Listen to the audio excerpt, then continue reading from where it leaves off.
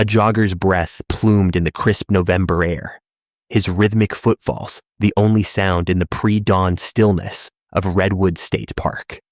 It was his daily ritual, a path he had run 1,000 times. But on this morning, November 12th, 2023, something was different. A flash of unnatural color, a stark blue against the muted browns and greens of the forest floor, caught his eye. He slowed to a walk, curiosity pulling him off the packed earth trail. There, partially concealed beneath a fern, was a plastic grocery bag. It was taut, heavy with its contents. A piece of litter, perhaps, but its placement felt deliberate, wrong. He nudged it with the toe of his running shoe. The bag shifted, and a sleeve of cerulean blue fabric spilled out. He knelt, a knot of unease tightening in his stomach. He pulled the bag open. Inside was a set of medical scrubs, neatly folded. On the left breast of the top, he could make out white embroidery. He leaned closer. It was a name and a title, but that wasn't what made him recoil, scrambling backward on the damp earth. It was the stain.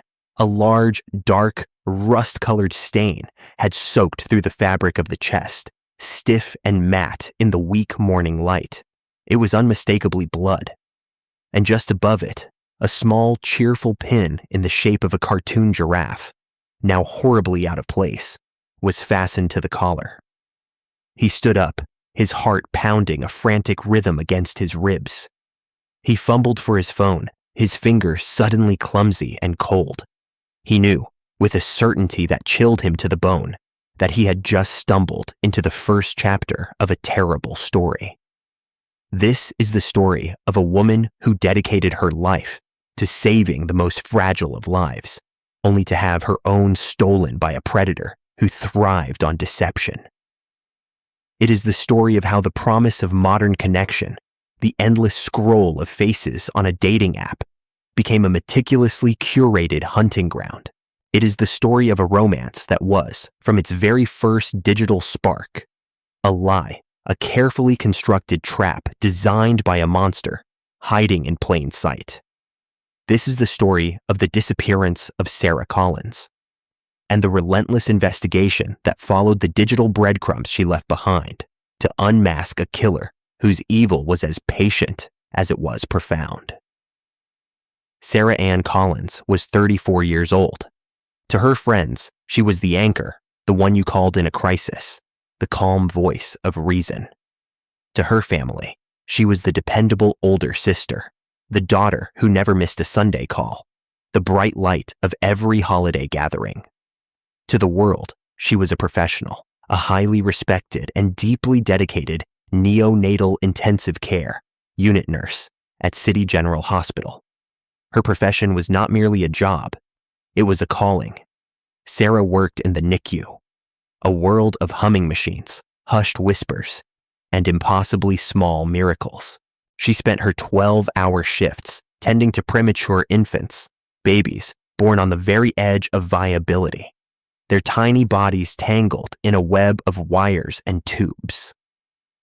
She had a gift, a preternatural ability to soothe the inconsolable, to read the silent language of a distressed newborn. Her colleagues spoke of her with a kind of reverence. They called her the baby whisperer. They spoke of her steady hands, her infinite patience, and the quiet compassion that radiated from her. She celebrated every small victory. A gram of weight gained, a breathing tube removed, as if it were a monumental triumph. She mourned every loss with a quiet, profound grief that she carried home with her, a heavy cloak she wore in the silent hours of the night. She had grown up in a small, close-knit town, the daughter of a history teacher and a librarian. Her childhood was filled with books, scraped knees, and the unwavering support of her parents, Tom and Mary Collins. She had one younger sister, Jessica, who was her opposite in many ways. Fiery, where Sarah was calm, impulsive, where Sarah was cautious. But they were fiercely loyal to one another, two halves of a whole. Sarah had excelled in school, driven by a deep-seated need to help others. She graduated at the top of her nursing program at the University of Washington and was recruited by City General almost immediately. For 12 years, she had built a life around her work, a life of purpose and meaning. She owned a small, tidy condominium on Arbor Street, filled with plants she meticulously cared for, and photos of her family, friends, and the occasional smiling graduate from her NICU unit. Now a healthy, thriving child. She was good. She was kind. She was, by every conceivable measure, a force for positive change in a world that desperately needed it. But beneath the surface of this capable, professional woman, there was a quiet vulnerability. A year prior, Sarah had ended a 5-year relationship with a man she had thought she would marry. The breakup was amicable but painful, leaving a void in her life that her demanding career could not entirely fill. She was, for the first time in a long time, lonely. The long hours at the hospital, the emotional toll of her work, and the natural drift of friends into marriage and parenthood had left her social circle smaller, her evenings quieter. The prospect of traditional dating felt daunting, almost impossible. Where would she even begin? The bars and social scenes of her 20s felt like a distant country she no longer knew how to navigate. She yearned for connection, for a partner who could understand the weight of her work and celebrate the quiet joys of her life. It was this yearning, this very human desire for companionship, that made her susceptible. It was the small crack in her otherwise well-fortified life through which the darkness would eventually seep. In a world of digital connection, she was about to become a target. On a quiet Tuesday evening in late September, after a particularly grueling shift, Sarah did something she had long resisted. She downloaded a dating app. It was called Connect Sphere, one of the most popular platforms, promising to use a sophisticated algorithm to find meaningful connections. She spent an hour carefully curating her profile, selecting photos that showed her smiling on a hike, holding a friend's baby, and laughing with her sister, Jessica. She wrote a simple, honest bio. NICU nurse who loves hiking, good coffee, and quiet nights in, looking for a kind heart and a great sense of humor. She pressed publish and felt a strange mix of hope and trepidation. For 2 weeks, she scrolled through a predictable assortment of profiles. Men holding fish, men posing in front of expensive cars, men with bios that were either blank or nonsensical. She had a few polite but uninspired conversations that fizzled out quickly. She was beginning to think her sister had been right, that it was a waste of time. Then she saw him. His profile name was Marcus Thorne. His first picture showed a handsome man in his late 30s, with kind eyes, a warm smile, and a hint of silver at his temples. He was dressed in a well-fitting suit, standing in front of what looked like an impressive architectural model. His bio was thoughtful and well-written. He was an architect, specializing in sustainable design. He traveled frequently for work, but was looking to put down roots. He mentioned he loved hiking in the Cascade Mountains and was an amateur photographer. He was also, his profile stated, a widower. Every detail seemed perfectly calibrated to appeal to her. He was successful, but creative, adventurous, but grounded, and his status as a widower suggested a depth and maturity that she found appealing. It hinted at a capacity for deep love and commitment. She hesitated for a moment, then swiped right. A second later, her phone buzzed. It was a match, and almost immediately, a message appeared. Sarah Collins, a NICU nurse. That's incredible. You must be a very special person. The grooming had begun. The initial contact quickly escalated into a deluge of communication. Marcus Thorne was a master of the craft of digital seduction. He engaged in a tactic that psychologists call love bombing, an overwhelming campaign of affection and attention designed to create a rapid and intense emotional bond. Sarah would wake up to texts from him. "Good morning, beautiful. I was dreaming of your smile." He would message her throughout the day, asking about her shift, remembering the names of her colleagues she had mentioned, showing a keen interest in the minute details of her life. He would call her every night, and they would talk for hours. His voice was deep and soothing, and he was an incredible listener. He made her feel seen, heard, and cherished in a way she hadn't felt in years. His persona was a flawless work of fiction, tailored with surgical precision to be everything she was looking for. When she mentioned her love for a particular obscure author, he claimed to have just finished that very book. When she talked about her dream of one day visiting Italy, he spoke wistfully of a trip he had taken to Tuscany, painting a vivid picture of the rolling hills and charming villages. He mirrored her values, her interests, and her life goals so perfectly that it felt less like getting to know a stranger and more like finding a missing piece of herself. The cornerstone of his manipulation was a carefully constructed story of feigned vulnerability. A week into their conversations, he shared his tragic backstory. He told her his wife, Elena, had died 3 years ago from a rare and aggressive form of cancer. He spoke of his profound grief, the emptiness of his life after her passing, and his long, slow journey back to emotional availability. He said Sarah was the first person since Elena who had made him feel a spark of hope. The story was a lie, but it was delivered with masterful pathos. It served multiple purposes. It explained why a man so seemingly perfect was single. It created an immediate and powerful bond of sympathy, positioning Sarah not just as a romantic interest, but as a healer, a role she was naturally inclined to play. It also preemptively excused any oddities in his behavior. His reluctance to talk about the past, or his lack of a local social network, could all be attributed to his tragic history.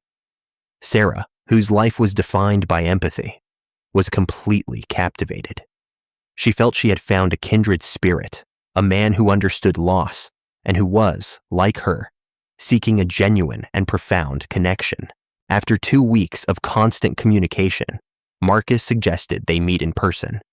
He was, he said, dying to see if you're as amazing in real life as you are on the phone. Sarah, though nervous, was thrilled. This was the moment of truth, the point where the digital fantasy would either evaporate or solidify into reality. He orchestrated the first date with the same meticulous care he applied to everything else. He suggested a public, safe-seeming location, the Daily Grind, a bustling coffee shop just a few blocks from City General Hospital. It was a place she knew well, which immediately put her at ease. He offered to meet her there right after her shift ended, a gesture that showed he was considerate of her demanding schedule. She saw him as soon as she walked in. He was sitting at a small table by the window, and he looked exactly like his pictures, perhaps even more handsome in person. He stood up as she approached, his face breaking into the warm, familiar smile she had only seen on her phone screen. The relief that washed over her was palpable. He was real. The 2 hours they spent together flew by. He was charming, witty, and an even better listener in person. He asked her about her day, his expression full of genuine concern as she described a difficult case. He didn't flinch or look away when she talked about the realities of the NICU. He held her gaze, making her feel as though she were the only person in the crowded coffee shop. He looked, acted, and sounded exactly like the man she had been falling for over the phone. The first test had been passed with flying colors. The digital persona had been successfully transferred into the physical world, cementing its legitimacy in her mind. As their relationship progressed over the next several weeks, small, almost imperceptible red flags began to appear. They were like tiny cracks in a flawless facade, easy to ignore if you weren't looking for them. And Sarah, caught in the intoxicating whirlwind of the romance, was not looking. Marcus remained evasive about certain aspects of modern communication. He consistently avoided video calls. Whenever Sarah suggested it, he had a plausible excuse ready. "I'm on a client's construction site. The reception is terrible," he'd text. Or, "Sorry, I look a mess. Been pulling an all-nighter on these blueprints." He also had an aversion to being photographed. On their handful of subsequent dates, a walk in the park, a visit to a museum, if she tried to take a selfie of them together, he would gently turn away, laughing it off. "I'm terribly unphotogenic," he'd say. "Let's just remember this moment in our heads." He framed it as a charming quirk, a desire to live in the moment rather than document it. Her sister Jessica was not so easily convinced. Sarah had been gushing about Marcus, her happiness palpable. But when Jessica asked to see a picture of them together, Sarah had none to show. "That's weird," Jessica said during one of their weekly phone calls. "It's 2023. Who doesn't take selfies? It feels like he's hiding something." "You're being cynical," Sarah retorted, a defensive edge to her voice. "He's just private, and he's a widower, Jess. He's probably sensitive about creating new memories and putting them online. You don't know him."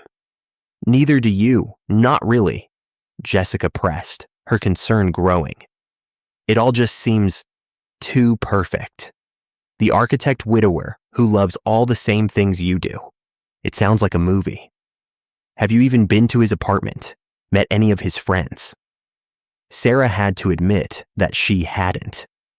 Marcus claimed his apartment was undergoing a major renovation and that his work schedule was so demanding he hadn't had time for a social life.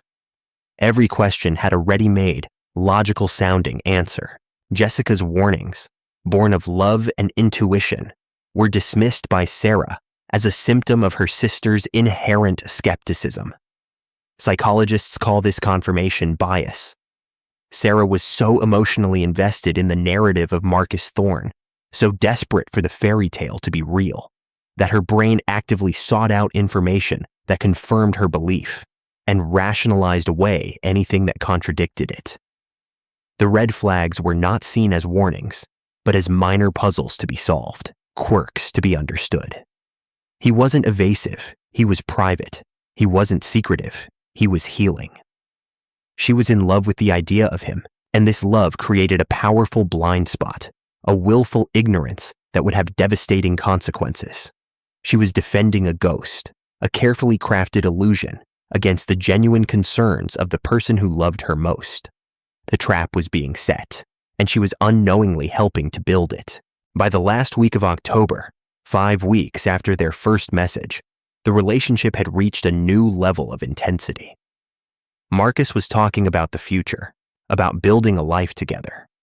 He told Sarah he loved her, and she, feeling a happiness she thought she might never find again, set it back. It was at this peak of emotional investment that he sprung the final phase of his plan. He called her one Tuesday night, his voice brimming with excitement. "You're not going to believe this," he said. "I landed the biggest contract of my career, a huge, sustainable community project in Oregon. It's a game changer, Sarah." He told her it meant a massive commission, enough to finally stop traveling so much, enough to start the life they had been talking about. He wanted to celebrate just the two of them. "I've done something a little crazy," he continued, his tone conspiratorial and romantic. "I've rented a cabin for this weekend, a beautiful, secluded place in the mountains, just across the state line. It has a fireplace, a hot tub, a view of the stars. I want to whisk you away. No phones, no distractions, just us. What do you say?" The offer was the culmination of all her dreams, a romantic getaway with the man she loved to celebrate their future. It was perfect. She immediately agreed, her heart soaring. She arranged to have the weekend off from the hospital, telling her colleagues she was going away for a special trip. The lure had been cast, and she had taken it without a moment's hesitation. She was being persuaded to willingly walk into a controlled environment, a place chosen by him, far from anyone who could help her. It was the last decision she would ever make. On Friday, November 10th, Marcus picked her up from her condominium. His black Ford Explorer was immaculate, the interior smelling of new leather. She tossed her small overnight bag in the back and slid into the passenger seat, beaming. As they drove out of the city and toward the mountains, a sense of blissful anticipation filled the car. The city lights receded behind them, replaced by the dark, towering pines that lined the highway. They arrived at the cabin after a 2-hour drive. It was just as he had described, a modern A-frame structure nestled deep in the woods, with large windows looking out into the darkness. Inside, a fire was already crackling in the stone fireplace. A bottle of expensive red wine and 2 glasses sat on a rustic wooden table. It was the very picture of a romantic fantasy. He poured them both a glass of wine, a 2018 Cabernet Sauvignon. "A toast," he said, raising his glass. "To us, and to our new beginning." They clinked glasses, and Sarah took a long, happy sip. The wine was rich and smooth. They stood by the fire, and he put his arm around her, pulling her close. She leaned her head on his shoulder, feeling completely, utterly safe. After a few minutes, a strange warmth began to spread through her limbs, a pleasant heaviness. Her head felt fuzzy, the edges of the room seeming to soften. She took another sip of wine, attributing the feeling to the drink, the fire, and the emotional high of the evening. "Whoa," she murmured, a little unsteadily. "This wine is stronger than I thought." He smiled at her, but the smile didn't reach his eyes. For the first time, she noticed something in his expression, a coldness, a clinical detachment that was utterly alien. The warmth in her limbs was turning into a leaden paralysis. She felt a wave of dizziness, and the wine glass slipped from her fingers, shattering on the stone hearth. "Marcus," she said, her own voice sounding distant and slurred. "I don't feel right." He didn't answer. He simply watched her, his expression unchanging. The charming, loving man she had spent weeks falling in love with was gone. In his place stood a stranger, a predator, whose eyes held nothing but a chilling, methodical focus. The room began to tilt, the firelight splintering into a kaleidoscope of confusing patterns. She tried to take a step back, but her legs wouldn't obey. They buckled beneath her, and she sank to her knees. Her last conscious thought was a wave of pure, unadulterated terror. The mask had finally, irrevocably, dropped. The trap had been sprung. From the antagonist's perspective, this was the moment of supreme control. The planning, the grooming, the execution.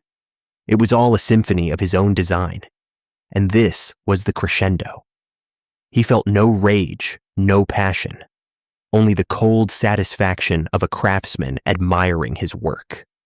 The rohypnol he had dissolved into her wine had performed flawlessly, a testament to his careful research on dosage and timing.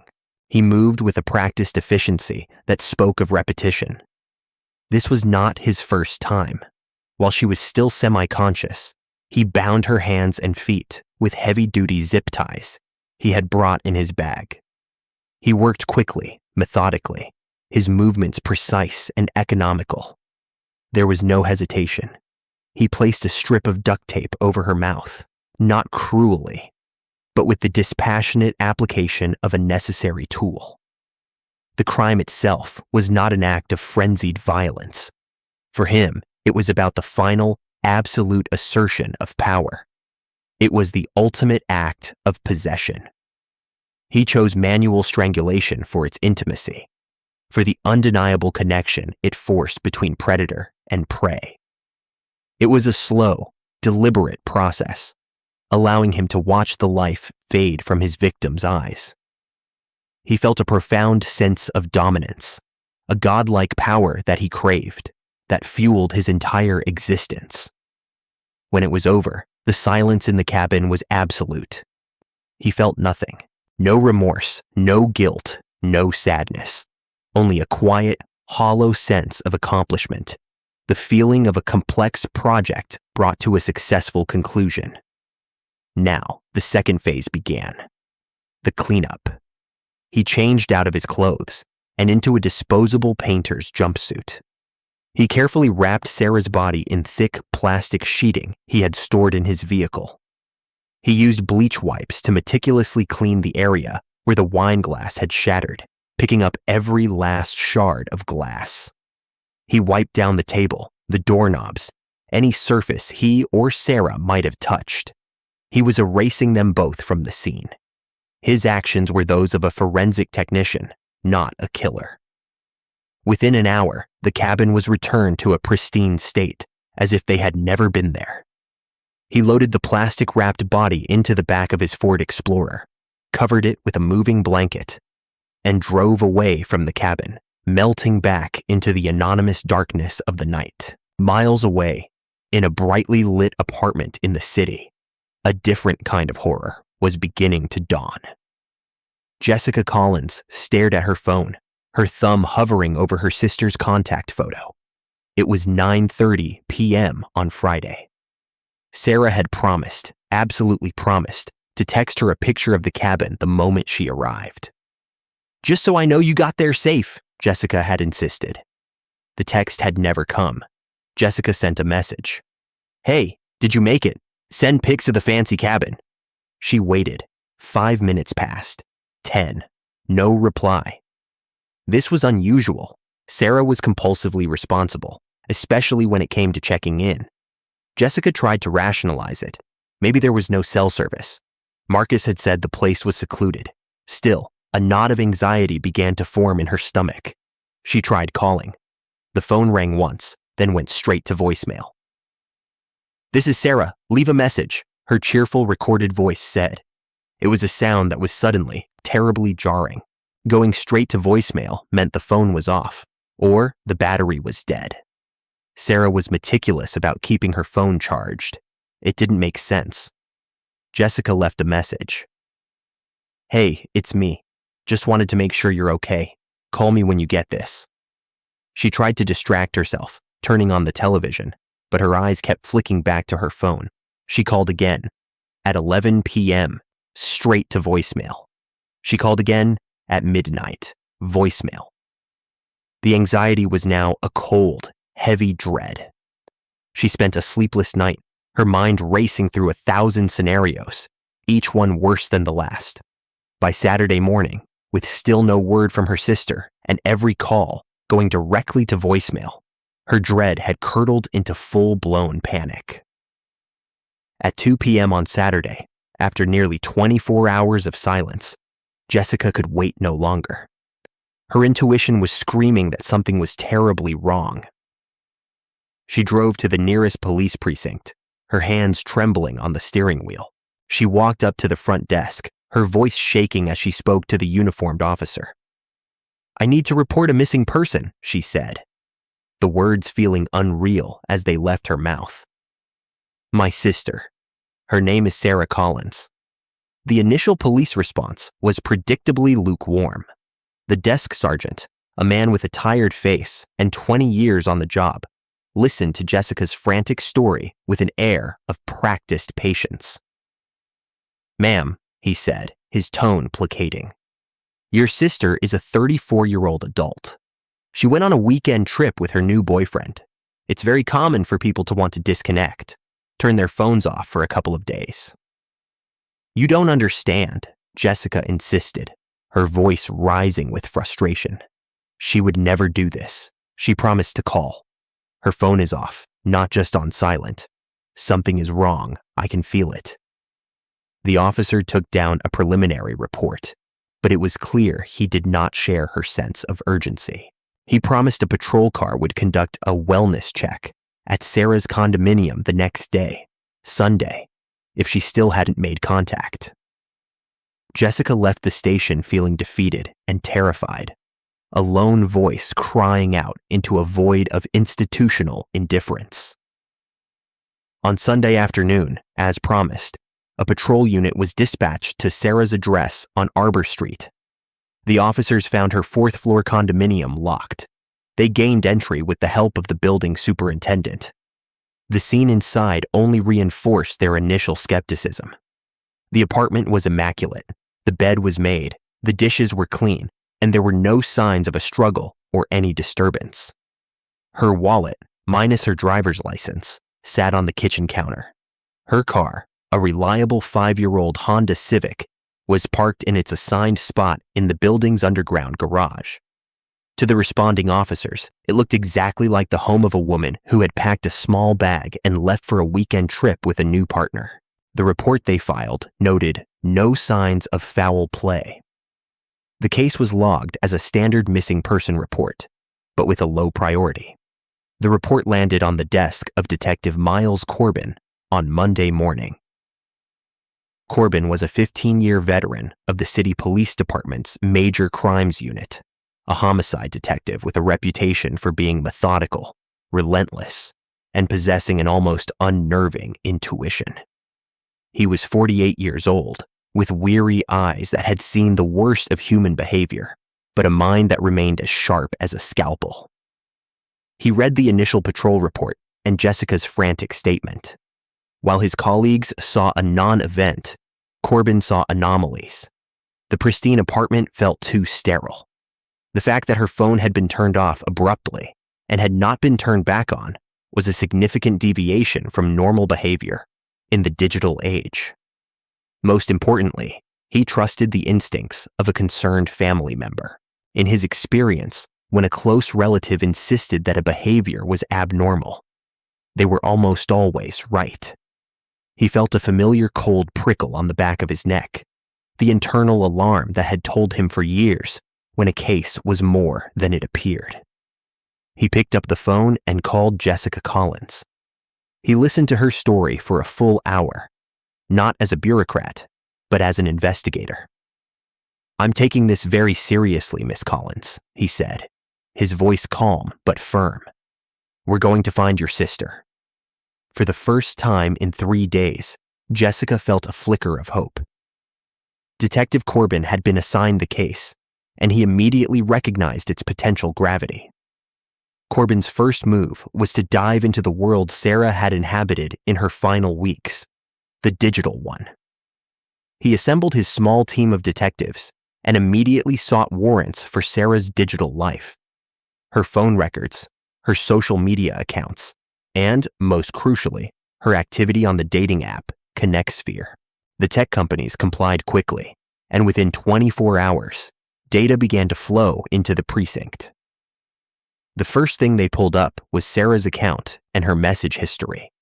The conversations with Marcus Thorne were a chilling read. They saw the love bombing, the expertly crafted persona, the slow, systematic building of trust. It was a textbook case of romantic grooming. "This guy is a pro," one of the younger, more tech-savvy detectives muttered, scrolling through the hundreds of messages. The real work began when they focused on the Marcus Thorne profile itself. The first and most crucial step was a reverse image search on his profile pictures. Corbin's team uploaded the handsome, smiling face of the architect into multiple search engines. The results came back in seconds, and they were a bombshell. The photos did not belong to any Marcus Thorne. They belonged to a man named Klaus Richter, a successful and very married architect living in Hamburg, Germany. His photos had been stolen from his company's website and his public Instagram profile. Klaus Richter had never been to the United States and had never heard of ConnectSphere. Marcus Thorne did not exist.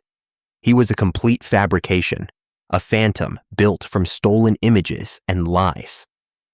The investigation had just taken a sharp, dark turn. They were no longer looking for a woman who had run off with her boyfriend. They were looking for a woman who had left with a ghost. The next step was to trace the digital footprints of this ghost.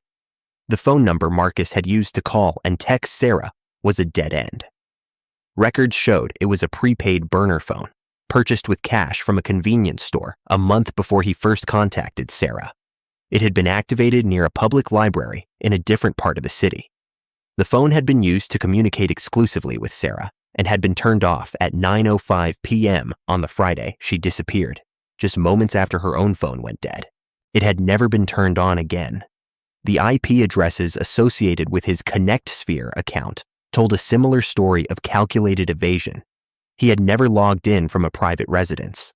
Every session was routed through public Wi-Fi hotspots, coffee shops, libraries, the airport, a fast food restaurant. He had been meticulous in maintaining his anonymity, creating a digital smokescreen that was incredibly difficult to penetrate. The sophistication of his operational security was terrifying. This wasn't an impulsive act. It was the work of a patient, intelligent, and highly organized predator. For a week, the investigation felt like it was hitting a wall of digital fog. They had a fake name, stolen photos, and a trail of ephemeral data that led nowhere. Jessica Collins called Detective Corbin every day, her voice increasingly strained. Corbin, though frustrated, remained methodical. He and his team expanded their search, looking for any other women on ConnectSphere who had been in contact with the Marcus Thorne profile. They found a few, but none had progressed beyond a few messages. He had been singularly focused on Sarah. Then came the discovery that changed everything. On the morning of November 12th, exactly 9 days after Sarah had vanished, the call came in from the Redwood State Park Ranger Station, 50 miles north of the city. A jogger had found a plastic bag containing a set of bloody medical scrubs. The name embroidered on the chest was Sarah Collins. Detective Corbin and a forensic team were on the scene within an hour. The area was cordoned off. The scrubs were carefully collected, every fiber and stain a potential clue. The blood, they would later confirm, was a perfect DNA match to the profile built from a toothbrush collected at Sarah's apartment. The small giraffe pin, a gift from Jessica, was still attached to the collar. It was the first piece of physical evidence, a tangible link to Sarah in a case that had so far been frustratingly virtual. The discovery of the scrubs was a grim turning point. It confirmed their worst fears and officially transformed the case from a missing person investigation into a homicide. The calculated placement of the evidence, neatly folded in a public park, almost begging to be found, felt like a taunt. It was a message from the killer, a display of arrogance. He was telling them he had Sarah, and he was daring them to catch him. The nature of the crime, a sophisticated digital lure leading to a probable interstate abduction and murder, triggered an immediate escalation. The local police department formally requested federal assistance. The Federal Bureau of Investigation joined the case, bringing with them a vast array of resources. The case was now a major, multi-agency federal investigation. With the FBI came Dr. Alistair Finch, a senior profiler from the Behavioral Analysis Unit at Quantico. Finch was a legend in law enforcement, a man who could look at the scattered pieces of a crime and see the shadow of the person who committed it. He spent 2 days immersing himself in the case files, the Marcus Thorne profile, the transcript of his messages with Sarah, the details of her disappearance, and the calculated discovery of the scrubs. Finch's profile was chillingly specific. The unsub, or unknown subject, was almost certainly a white male between the ages of 30 and 45. He was highly intelligent, organized, and criminally sophisticated. "This is not his first crime," Finch stated in his briefing with Corbin and the FBI team. "This level of planning, the operational security, the lack of forensic evidence at the primary scene, this indicates practice." He characterized the perpetrator as a textbook psychopath, completely lacking in empathy or remorse. His motivation was not lust or rage, but the exertion of power and control. He enjoyed the hunt, the grooming process, more than the act itself. He sees his victims not as people, Finch explained, but as objects, as pawns in his intellectual game. The disposal of the scrubs was a strategic error, born of pure narcissism. He wants us to know how smart he is. He is underestimating us. That is where we will find our advantage. Armed with Finch's profile, FBI analysts began a massive data mining operation. They searched the Violent Criminal Apprehension Program, VICAP, database for similar crimes across the country. They were looking for a specific modus operandi: single women, professionally successful, who met a man online and then vanished without a trace. They cross-referenced cases where the suspect used a fabricated persona and sophisticated digital evasion techniques. The search yielded two disturbingly similar cold cases. The first was from 2 years prior in the neighboring state of Oregon. A 36-year-old architect named Maria Flores had disappeared after telling friends she was going on a weekend trip with a man she met online, a supposed freelance journalist. His profile was later found to be fake, and the digital trail went cold. Her car was left at her home. She was never seen again. The second case was from a year before that in Idaho. A 32-year-old veterinarian, Kimberly Pace, vanished under almost identical circumstances. She had met a man online who claimed to be a wildlife photographer. Again, the profile was a fabrication. The communication trail was a dead end, and she disappeared after agreeing to a secluded weekend getaway. In all three cases, Sarah, Maria, and Kimberly, the victims were smart, successful women in their 30s. In all three cases, the predator crafted a persona perfectly tailored to his target, and in all three cases, he lured them to their deaths with the promise of a romantic escape. The pattern was undeniable. They were not hunting a man who had killed once. They were hunting a serial killer, a chameleon who changed his digital skin for each new victim, a predator who had been operating undetected for at least 3 years. The scope of the investigation had just exploded, and the race to find him had become a race to prevent him from killing again. The investigation now had a pattern, a profile, and a national scope, but still no suspect. The task force, a joint operation of the city PD and the FBI, was drowning in data but starved for a concrete lead. The media coverage of Sarah's case, now linked to a potential serial killer, reached a fever pitch. Her face was on every news channel, her story on every website. It was this intense media spotlight that would unexpectedly provide the first crack of light in the case. The tip came from an unlikely source. Chloe Peterson was a 22-year-old college student working the graveyard shift at a 24-hour gas station and convenience store in the small, rural town of Pine Creek, a pinprick on the map located just off the interstate, not far from Redwood State Park, where the scrubs had been found. On a slow Tuesday night, she was scrolling through a newsfeed on her phone during a lull between customers. She saw an article about the Sarah Collins case.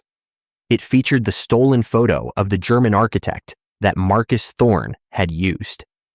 She didn't recognize the man in the photo, but the article also mentioned details of the investigation, including that the suspect was believed to be driving a late-model black Ford Explorer. Something clicked in Chloe's memory. She remembered a man from about 10 days earlier. It was a Friday night, late, probably around 11:30 p.m. He was driving a clean, new-looking black Ford Explorer. He had come into the store and bought a strange combination of items: 2 heavy-duty shovels, a large roll of industrial-strength trash bags, a gallon of bleach, and a pair of thick work gloves. At the time, she had thought it was odd, a weird late-night project, but she had quickly forgotten about it. The man himself was unremarkable, calm, polite, maybe in his late 30s. He paid with cash and left. She hadn't seen his face clearly, but the car and the strange purchase had stuck with her. She hesitated, thinking it was probably nothing. But the news report urged anyone with information, no matter how insignificant it seemed, to call the FBI tip line. With a shrug, she picked up the store phone and made the call. The FBI tip line was inundated with thousands of calls, most of them useless. But Chloe's tip was flagged by an experienced agent. It was specific. It had a location, a time, a vehicle description, and a list of purchased items that, in the context of a homicide investigation, were deeply sinister. Shovels, bags, bleach. It was a killer's shopping list. Detective Corbin was notified immediately. This was the first tangible lead they had that was not a digital ghost. An immense and painstaking effort was immediately launched to follow up on this single thread. The first team of investigators was dispatched to the gas station in Pine Creek. They interviewed Chloe Peterson, who recounted her memory with surprising clarity. They secured the store's surveillance footage, but the camera angle was poor, and the man's face was obscured by a baseball cap. However, the footage confirmed the vehicle, a black Ford Explorer, likely a recent model year. Now came the Herculean task. The FBI's data analysts began by pulling DMV records for every single black Ford Explorer, model years 2020 to 2023, registered in a 3-state area, a list containing over 9,000 vehicles. Simultaneously, another team was tasked with collecting and reviewing all available traffic camera and private security footage from the highways and roads within a 20-mile radius of the Pine Creek gas station for the hours between 10 p.m. on Friday, November 10th, and 3 a.m. on Saturday, November 11th. For 4 days, dozens of detectives and analysts worked in shifts around the clock, their eyes bleary from staring at screens. They manually reviewed thousands of hours of grainy, low-light footage. They cross-referenced passing vehicles with the massive list from the DMV. It was tedious, mind-numbing work. The unglamorous reality of a major investigation. They followed countless false leads, but Corbin pushed them on, convinced that their killer had made a mistake, that he had driven his own car through a camera's field of view. The breakthrough came on the 5th day.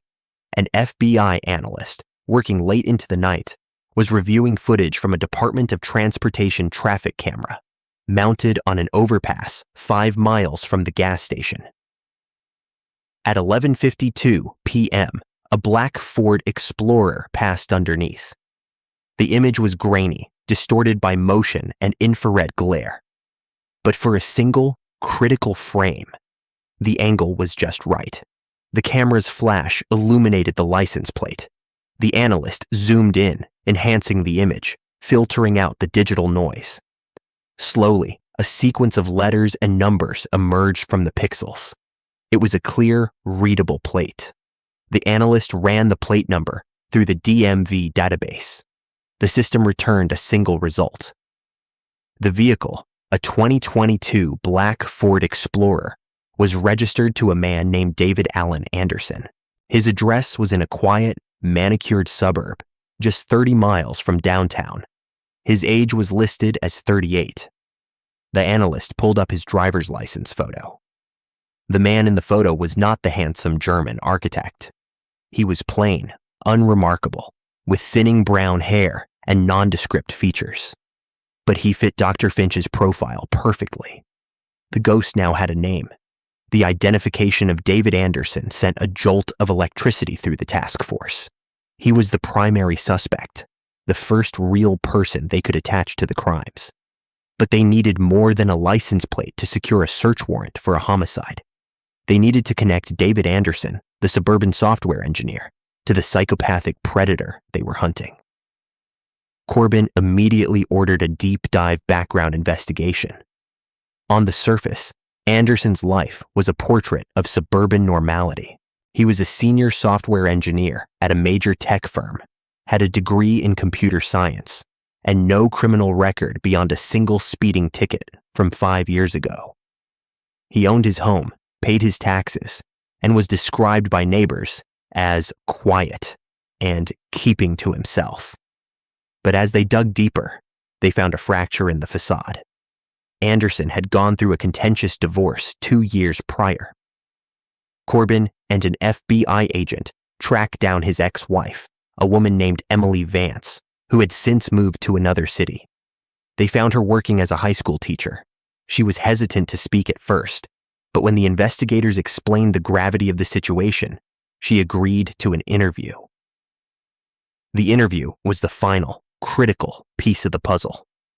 Emily Vance described the man she had been married to for 6 years, and the man she described was not the quiet software engineer his neighbors knew. He was a chameleon. When I met him, he was the most charming man I had ever known, she began, her voice trembling slightly. He was everything I wanted, but it was an act. After we got married, he changed. She detailed a history of escalating psychological and emotional abuse. He was intensely controlling, monitoring her emails and phone calls. He was pathologically jealous, but showed no genuine emotion himself.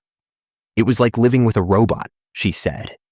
He could mimic emotions, happiness, sadness, love, but you could tell he wasn't feeling them. It was like he was running a program. The most damning part of her testimony came when the investigators asked about his hobbies and interests. He had a secret, she said, lowering her voice. He was obsessed with true crime, not in a normal way. He studied it. He had books, articles. He was fascinated by serial killers. Ted Bundy, the BTK killer. He admired them. He called them artists of evasion. She told them he kept a separate, password-protected laptop that she was never allowed to touch. She once caught a glimpse of what was on it: detailed notes on forensic countermeasures, police procedures, and methods of body disposal. I told my therapist he was a psychopath, Emily said, tears welling in her eyes. She thought I was exaggerating, that I was just angry about the divorce. But I knew. There's an emptiness in his eyes, a complete lack of a soul. Her testimony was a chilling corroboration of the FBI's psychological profile. The hidden history of controlling behavior, the secret obsession with the mechanics of murder, the description of a man who could perfectly mimic emotion without feeling it. It was him. David Anderson was their killer. The mask he had worn for his ex-wife, for his neighbors, for the world, had finally been ripped away by the investigators. With Emily Vance's sworn statement, combined with the license plate identification and the suspicious purchase at the gas station, Detective Corbin now had more than enough probable cause. A judge was woken in the middle of the night to sign a stack of warrants for the arrest of David Anderson, for a full search of his home, his vehicle, his computers, and his digital devices. The game was over. The takedown was planned with military precision. The risk of Anderson destroying evidence or attempting to flee was too high for a simple knock on the door. At 4:30 a.m., under the cover of darkness, a heavily armed SWAT team, clad in black tactical gear, descended on the quiet, tree-lined street where Anderson lived. They moved like shadows, surrounding the 2-story beige house. On Detective Corbin's command, they used a battering ram to breach the front door. The sound of splintering wood shattered the suburban silence. "FBI, search warrant, get down," they yelled, fanning out through the house. They found David Anderson in his upstairs bedroom. He wasn't asleep. He was sitting up in bed, the sheets neatly pulled up to his waist, a single lamp on. He looked at the heavily armed men pouring into his room, not with fear or surprise, but with a look of calm, almost serene resignation. A faint, knowing smile played on his lips. It was as if he had been expecting them. He raised his hands slowly without being told. He was taken into custody without a struggle, his calm demeanor more chilling than any resistance would have been. While David Anderson was being transported to a federal holding facility, a massive forensic team descended on his house. The search of his property was methodical, a top-to-bottom dismantling of his secret life. What they found was a treasure trove of overwhelming evidence, a monument to his psychopathic narcissism. The most damning discovery was made in the basement. Behind a false wall in a storage closet, investigators found a heavy steel safe. A specialized technician worked for 2 hours to drill it open. Inside, resting on a bed of black velvet, was his trophy collection. There were 3 small, clear plastic bags. The first contained Sarah Collins's driver's license and the delicate silver necklace she had been wearing the night she disappeared. The second held the driver's license of Maria Flores, the missing architect from Oregon, along with a pair of emerald earrings. The third contained Kimberly Pace's license and a small antique locket. It was a killer's scrapbook, a cold, hard confirmation that he was the man responsible for all 3 disappearances. The second major find was on his secret laptop, the one his ex-wife had described. FBI cyber forensics experts worked to bypass the heavy encryption. When they finally gained access, they uncovered a series of hidden files that laid bare the terrifying extent of his planning. For each victim, there was a separate folder. Inside Sarah's folder were documents detailing his weeks of online stalking. He had compiled information from her social media, her hospital staff page, and other public sources to build a detailed psychological profile of her. He had then used this information to craft the Marcus Thorne persona, specifically designing it to be her perfect match. The files contained drafts of his opening messages, notes on her expressed desires and vulnerabilities, and even a schedule for the love bombing campaign. It was the blueprint for a murder. The final, irrefutable link came from his 2022 black Ford Explorer, which was seized from his garage and transported to an FBI forensics lab. Crime scene investigators went over the vehicle with microscopic precision. In the trunk, tucked deep into the carpet fibers, they found trace evidence of soil. Under spectrographic analysis, the soil's mineral composition was a perfect match to the unique soil profile of the specific area in Redwood State Park where Sarah's bloody scrubs had been discovered. And then, the ultimate forensic prize. Wedged in the rubber weather stripping of the trunk lid, they found a single, long strand of blonde hair. The FBI lab rushed the DNA analysis. The profile came back as a 1 in a billion match. The hair belonged to Sarah Collins. Faced with a mountain of physical and digital evidence that was not just damning but absolute, David Anderson knew there was no path to an acquittal. The intricate game he had so enjoyed playing was over. When Detective Corbin and an FBI agent entered the interrogation room, Anderson was sitting calmly at the metal table, his hands cuffed in front of him. He looked up, his expression flat and unreadable. Corbin began the interview, but before he could even finish reading the Miranda rights, Anderson interrupted him. "I'll waive my right to an attorney," he said, his voice a monotone. "I'll tell you everything, but I want to do it on the record." He wanted an audience. He wanted to document his masterpiece. For the next 6 hours, David Anderson gave a full, detailed, and chillingly clinical confession. He spoke without a flicker of emotion, recounting the murders of Sarah Collins, Maria Flores, and Kimberly Pace, with the detached pride of an engineer describing a complex project.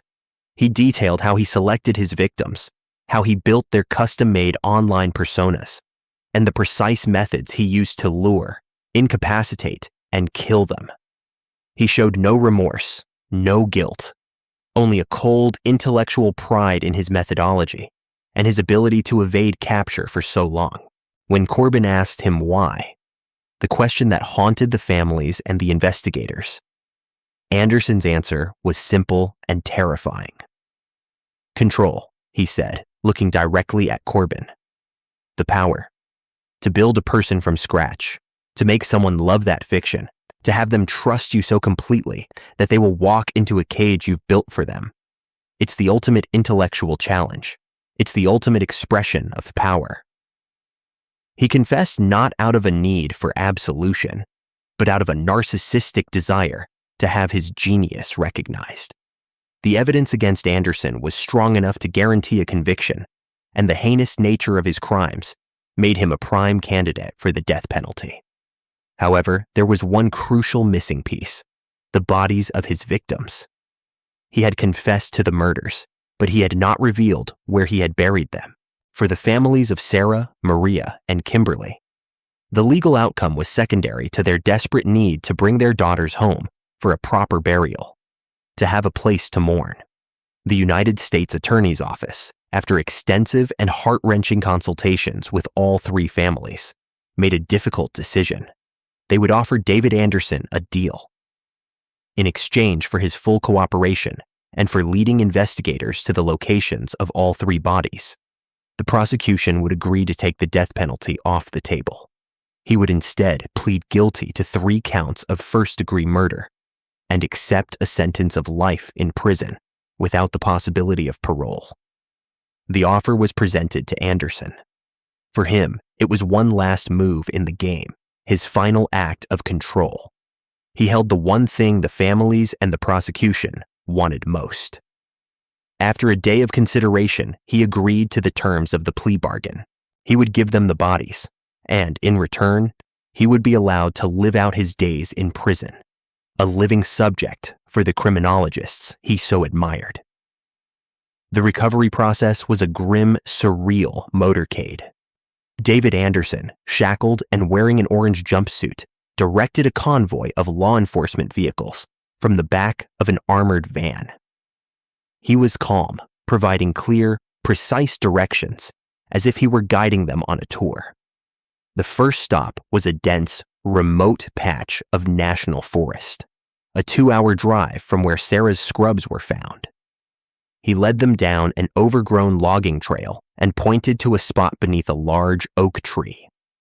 "She's here," he said, his voice devoid of any emotion. "About 4 feet down." An FBI evidence recovery team began the slow, careful process of excavation. A few hours later, they recovered the remains of Sarah Collins. Over the next 2 days, Anderson led them to 2 other locations in 2 different states. He guided them to a desolate stretch of desert scrubland where they found Maria Flores, and to a secluded ravine in the mountains where they recovered Kimberly Pace. He remembered each location perfectly. For the investigators and the families, it was a harrowing journey into the mind of a killer, but it was also a sacred mission. They were bringing the victims home. The final sentencing hearing was a formality in terms of the legal outcome, but it served as a crucial stage for emotional catharsis. The courtroom was packed with the families and friends of the victims, colleagues of Sarah from the hospital, and members of the press.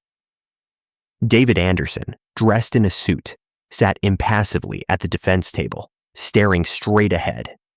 The most powerful moments of the day came during the victim impact statements. One by one, family members walked to the podium to address the man who had destroyed their lives. Tom Collins, Sarah's father, spoke in a voice thick with grief about his kind, compassionate daughter. Kimberly Pace's mother held up a photo of her daughter and wept, but it was Sarah's sister, Jessica, who delivered the most searing condemnation. She walked to the podium, locked her eyes on David Anderson, and spoke with a voice that was clear and strong, fueled by love and rage.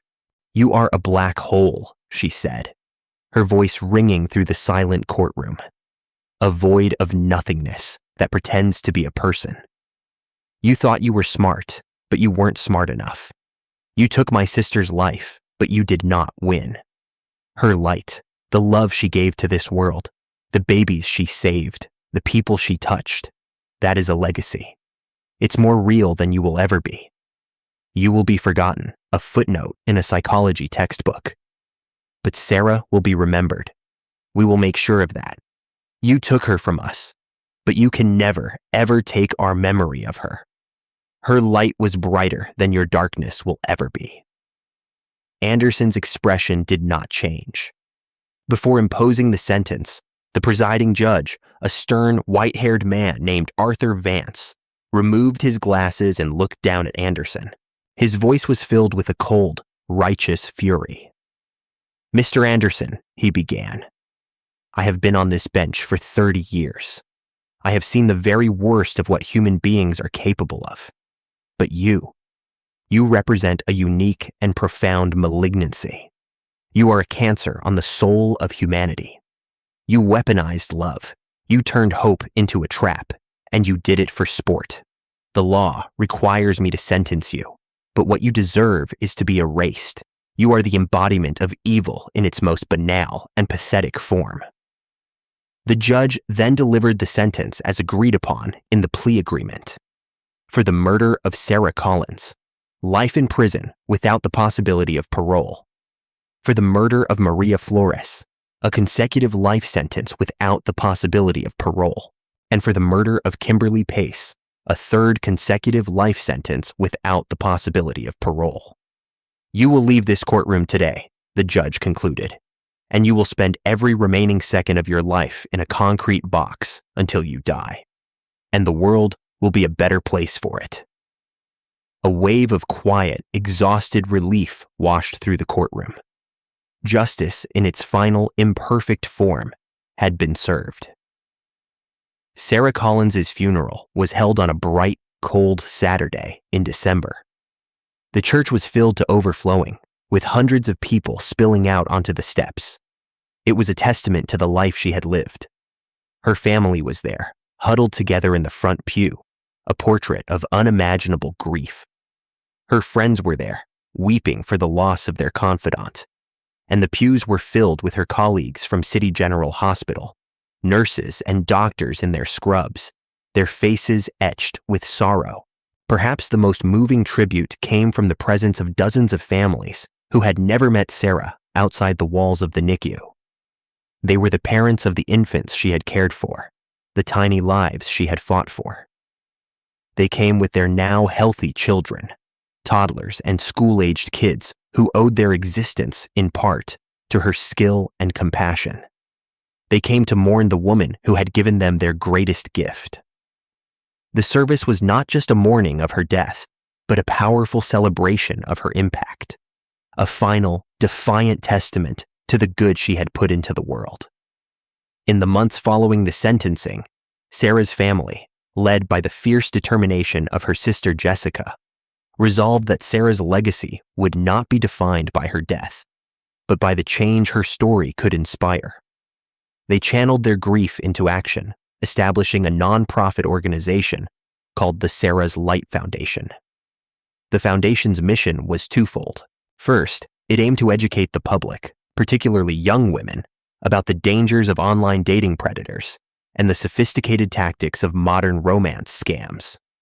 They developed educational programs for high schools and colleges, teaching students to recognize the red flags of love bombing, persona mirroring, and other forms of digital manipulation.